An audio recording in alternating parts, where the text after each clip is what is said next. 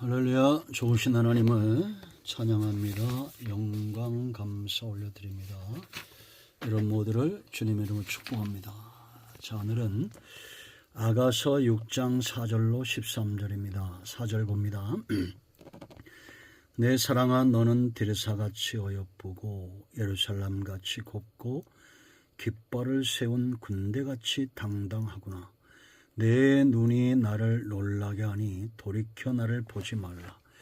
네 머리털은 길라산 기슭에 누운 염소떼 같고 내 이는 목욕하고 나온 암양떼 같으니 쌍태를 가졌으며 새끼 없는 것은 하나도 없구나. 노을 속에 네 뺨은 성묘한 쪽 같구나. 왕비가 60명이요 후궁이 80명이요 시녀가 무수하되 내 비둘기 내 완전한 자는 하나뿐이로구나. 그는 그의 어머니의 외딸이요 그 낳은 자가 귀중하게 여기는 자로구나. 여자들이 그를 보고 복된 자라 하고 왕비와 후궁들도 그를 칭찬하는구나. 아침빛같이 뚜렷하고 달같이 아름답고 해같이 맑고 깃발을 세운 군대같이 당당한 여자가 누구인가. 골짜기에 푸른 초목을 보려고 포도나무가 순이 났는가 성녀나무 꽃이 피었는가 알려고 내가 호도 동산으로 내려갔을 때에 부지중에 내 마음이 나를 내 귀한 백성의 수레 가운데 이르게 하였구나. 돌아오고 돌아오라 술람미 여자야, 돌아오고 돌아오라. 우리가 너를 보게 하라. 너희가 어찌하여 마하나임에서 춤추는 것을 보는 것처럼 술람미 여자를 보려느냐. 아멘. 오늘 이 말씀이 우리에게 큰 은혜가 되고 응답이 됨을 확신합니다. 참으로 사랑을 노래하고 있죠. 사랑에 빠진 사람과 사랑을 노래하는 사람만큼 행복하고 아름다운 모습은 없습니다. 솔로몬이 술람미를 얼마나 사랑하는지 정말 구구절절히 나타나고 있습니다. 절마다 솔로몬의 사랑이 흠뻑 배어 있습니다. 왜 우리가 술람미를 향한 솔로몬의 사랑에 주목해야 되느냐? 예수님의 사랑을 엿보는 겁니다. 신랑은 신부를 사랑함이 마땅하죠. 신부는 신랑을 사랑함이 마땅합니다. 얼마나 이 사랑을 알까요? 사랑받는 자가 모른다면 그것은 참으로 무감각하고 어리석죠. 사랑하지 않는다면 그것은 사랑의 대상이 될 수가 없습니다. 강포한 자죠.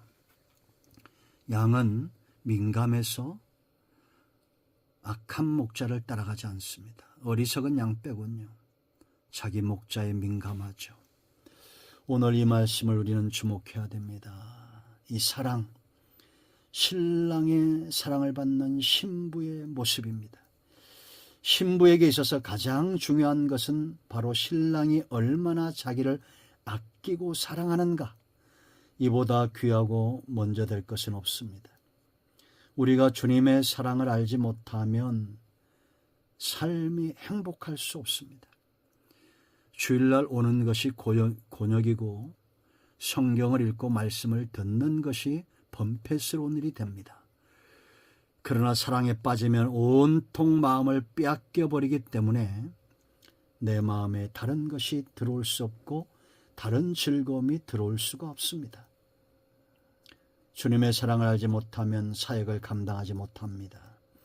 믿음으로 못 나갑니다. 사랑을 체험하지 못하고 듣지 못하고 깨닫지 못하는데 어떻게 믿음에 서겠습니까? 사랑받는 자의 특징은 믿음이 견고합니다. 소망으로 나아가지 못할 것입니다. 사랑을 알지 못하면. 자, 이 사랑의 특징을 보세요. 솔로몬이 왕이 되어서 이 술람미를 어떻게 사랑하는가? 크게 세 가지입니다. 첫째는 귀하게 여겨줍니다. 존귀하게 여겨줘요. 주님이 나를 얼마나 존귀하게 여겨주는가, 그것에 눈을 떠질 때부터 신앙은 깊어집니다.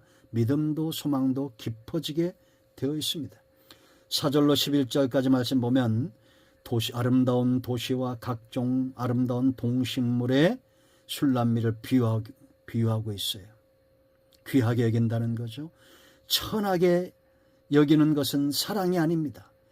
가장 귀한 것 중에서도 가장 귀하게 여기는 것, 그것이 사랑입니다. 이 귀하게 여겨지는 신랑으로 인해서 신부는 어떻게 됩니까? 4절 보세요. 내 사랑아 그럽니다. 귀하게 여기는 거죠. 너는 디르사같이 어여쁜 도시같이 어여쁘고 예루살렘같이 곱고 깃발을 세운 군대같이 당당하다. 이렇게 귀하게 여주니까 신부는 당당한 겁니다. 사랑받으면 당당합니다. 깃발을 세운 군대처럼 당당한 겁니다. 여러분 5절 보세요. 네 눈이 나를 놀라게 하니 돌이켜 나를 보지 말라. 사랑에 빠져본 사람은 알 겁니다. 그 눈으로 쳐다보니 감당할 수 없어요. 얼마나 아름답고 귀한지. 네 머리털은 길라 산기슭에 누운 염소떼 같고 얼마나 아름다운 풍경입니까? 내 이는 목욕하고 나온 암양떼 같으니 쌍태를 가졌으며 새끼 없는 것은 하나도 없구나. 이가 너무 아름답게 잘 배열돼 있다는 거죠.